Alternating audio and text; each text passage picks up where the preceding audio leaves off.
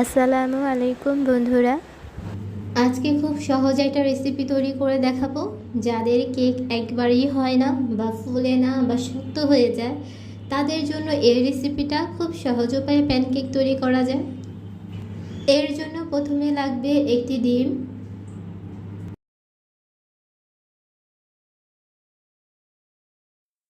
লাগবে 1/2 কাপ চিনি। চিনিটাকে একটু ভালো করে মিশিয়ে নিতে হবে।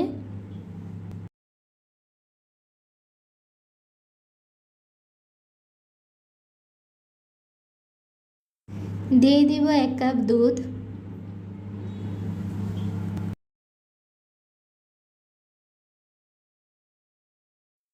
সব কিছুকে ভালো করে মিশিয়ে নিতে হবে যাতে চিনির দানাগুলো গলে যায়।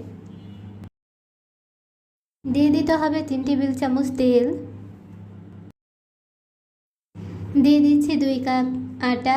আমি আটা ব্যবহার করছি, কেউ চাইলে ময়দাও ব্যবহার করতে পারো। আর আটাগুলো আমি 2 বারে ব্যবহার করছি, এতে মিশাতে খুব সহজ হয়ে যায়।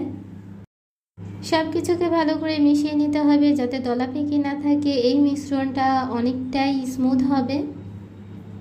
এই পর্যায়ে এসে 1 চামচ ভ্যানিলা এসেন্স দিতে হবে আর সামান্য একটু বেকিং পাউডার। এই মিশ্রণটা একেবারে ঘনও হবে না আর পাতলাও হবে না, ঠিক এরকম একটা ব্যাটার হবে।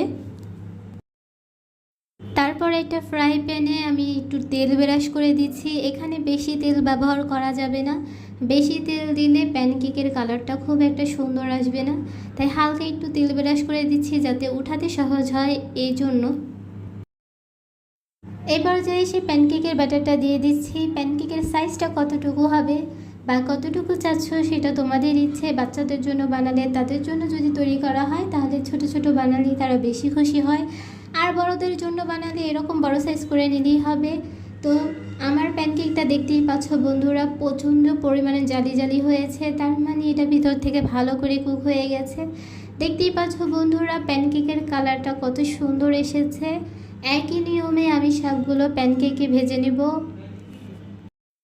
প্যানকেকটাকে উল্টে দিলাম যাতে অপর পাশটায় সুন্দর একটা কালার আসে, এর জন্য।